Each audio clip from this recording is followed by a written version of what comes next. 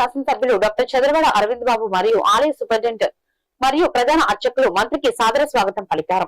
స్వామివారి దర్శనం అనంతరం తీర్థ ప్రసాదాలు, కేంద్ర ప్రసాదాలు స్వీకరించారు. అనంతరం మంత్రి సంధ్యారాణి మాట్లాడుతూ కోటప్పకొండ పుణ్యక్షేత్రం స్వామివారిని దర్శించుకోవడం చాలా ఆనందంగా ఉందని, ప్రశాంతమైనటువంటి వాతావరణం కోటప్పకొండ పుణ్యక్షేత్రం స్వామివారిని దర్శించుకోవడం చాలా ఆనందంగా ఉందని, ప్రశాంతమైనటువంటి వాతావరణం కోటప్పకొండ శ్రీ మేధో దక్షిణ స్వామివారిని దర్శించుకోవడం పూర్వజన్మ సుకృతంగా భావిస్తున్నామని తెలియజేశారు.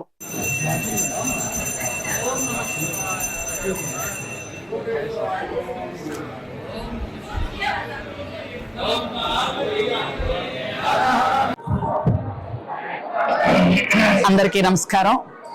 ఈరోజు కోటప్పకొండ మీద ఉన్న శివయ్యను దర్శనం చేసుకోవడం నిజంగా మా పూర్వజన్మ సుకృతంగా భావిస్తున్నాం. ఇది మా లైఫ్ లో మొట్టమొదటిసారిగా ఇక్కడికి రావటం జరిగింది. చాలా సంతోషంగా ఉంది, చాలా ఆనందంగా ఉంది. ఈరోజు మా ఎమ్మెల్యే గారు దగ్గరుండి ఇక్కడ తీసుకొచ్చి మాకు అపూర్వమైనటువంటి స్వాగతం పలికి ఇక్కడ ఈ టెంపుల్లో మాకు దర్శనం ఇప్పించారు. చాలా సంతోషంగా ఉంది. ఎందుకంటే కోటప్పకొండ ఇంత అందంగా ఇన్ని విగ్రహాలతో ఇలా ఉంటుందని వినటమే గాని ఇదే ఫస్ట్ టైం చూడటం. చాలా సంతోషంగా ఉంది.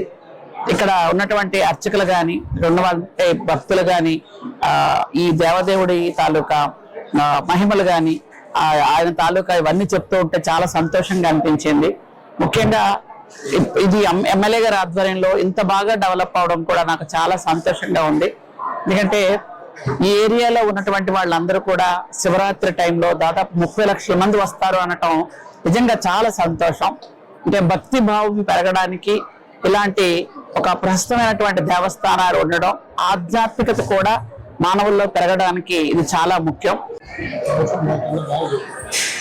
మీడియా సోదరులందరికీ ధన్యవాదాలు. అందరికీ మహాశివరాత్రి శుభాకాంక్షలు తెలియజేస్తూ, మేడం గారు మాన్యశ్రీ ట్రైబల్ వెల్ఫేర్ మినిస్టర్ గారు గుమ్మడి సంధ్యారాణి గారు మినికొండ వెళ్తూ కార్యక్రమంలో కోటప్పకొండ ఆగటం జరిగింది. మరి అపూర్వమైన స్వాగతం పలికి మేడం గారికి స్వామివారి దర్శనం కలిగజేయడం జరిగింది.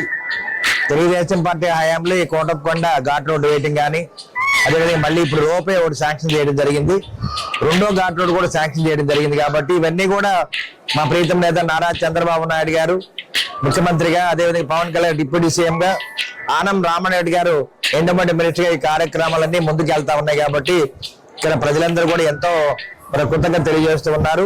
ఒక మహాశివరాత్రి రోజు దాదాపు 30 లక్షల మంది జనం ఇక్కడికి రావడం జరుగుతుంది. కాబట్టి ఎక్కడ కూడా భారతదేశ చరిత్ర ఇంతమంది జనం ఒక్కరోజు రావడం అనేది ఎక్కడ జరగదు. మనం చేసుకున్న అదృష్టం. కాబట్టి కోటప్పకొండని ప్రాశస్త్యాన్ని కాపాడుకునే బాధ్యత మనం అందరం. కారంపూడి ప్రభుత్వ ఆసుపత్రిలో నైట్ వాచ్మెన్ రోగికి వైద్యం చేశారంటూ